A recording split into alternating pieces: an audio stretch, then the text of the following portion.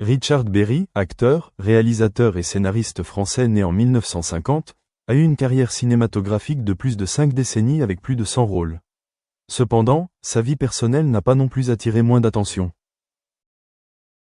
Après des hauts et des bas dans sa vie amoureuse, il est désormais heureux avec sa femme actuelle, Pascale Louange, et leur fille, née en 2014.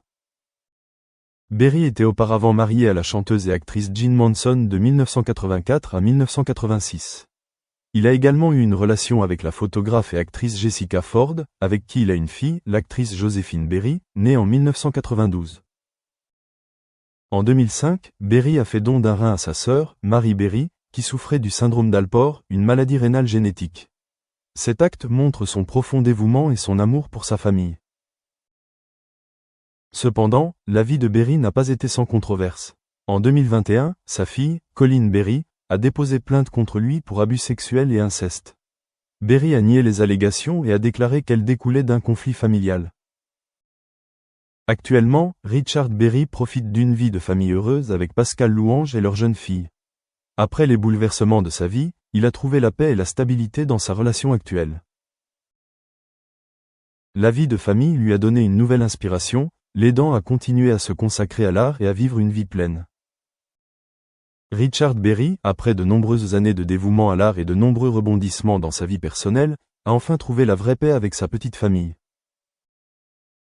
Bien qu'il soit un artiste célèbre, ayant participé et réalisé de nombreux grands films français, il n'est pas à l'abri de la tristesse qui couve derrière le halo. Ces dernières années, Berry est apparu moins en public qu'auparavant, choisissant un style de vie plus privé et calme, mais riche en émotions et en valeurs personnelles. Sa relation avec Pascale Louange, son épouse actuelle, est largement considérée comme un tournant dans la vie de Richard Berry. Après une longue période de souffrance due à un traumatisme mental et à la rupture de relations antérieures, Berry a trouvé un véritable compagnon.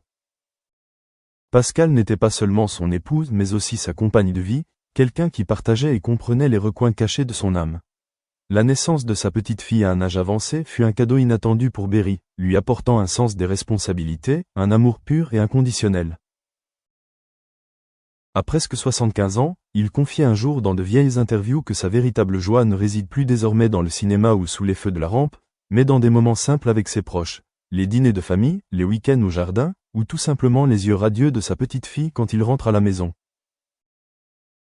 Ayant vécu 3 mariages, Berry comprend que rien n'est plus précieux que la sincérité et la paix dans une relation, quelque chose qu'il chérit chaque jour avec son partenaire actuel. Il est cependant impossible de ne pas évoquer la douleur passée que Richard Berry a dû endurer.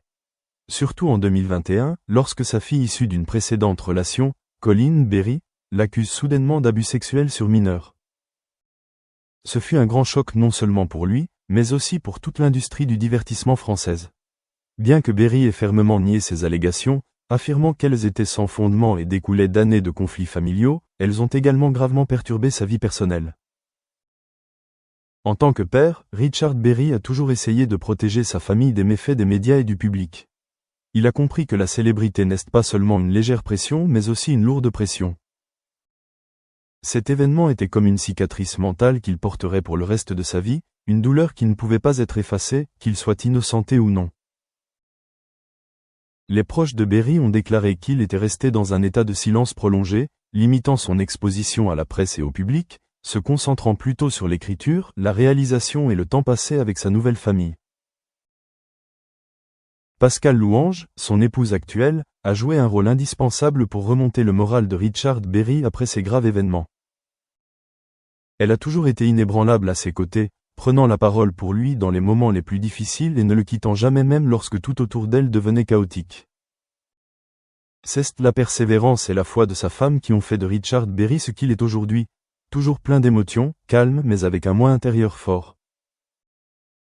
Dans le domaine artistique, bien que moins actif qu'à son apogée, Berry participe encore discrètement à de petits projets de films, généralement en tant que réalisateur ou scénariste.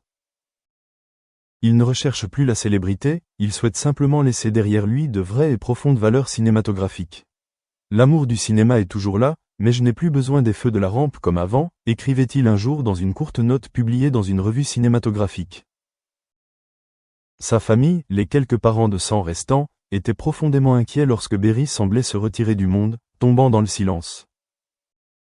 Sa sœur, qui a reçu le rein de Berry en 2005, a déclaré « Richard était un homme qui vivait pour les autres, qui a parfois fait trop de sacrifices, et cela lui a fait mal. Mais il a quand même choisi l'amour, il a quand même choisi la famille, et nous en sommes fiers. » La vie de Richard Berry a été une série de hauts et de bas, des lumières vives sur scène, à la solitude dans sa propre maison, puis au retour au véritable amour à la fin de sa vie. Ce sont les pertes et les chocs qui semblaient insurmontables qui l'ont aidé à réaliser la véritable valeur de l'amour et de la famille. Maintenant qu'il peut sourire au présent, Richard Berry comprend que le bonheur ne réside pas dans le passé ou dans la célébrité, mais dans l'acceptation, dans la paix et dans les gens qui sont prêts à lui tenir la main, que les lumières. Our department analyzes. So using those, we see specifically what we're lacking. So for instance, it could be one of the examples was from the engineering faculty. There were some students that were didn't have enough experience with, for instance, Python coding language. So we try to talk to the faculty, to the dean, and say, hey, we need to introduce this new course, or we need to make sure that this course is given to all of the engineering students.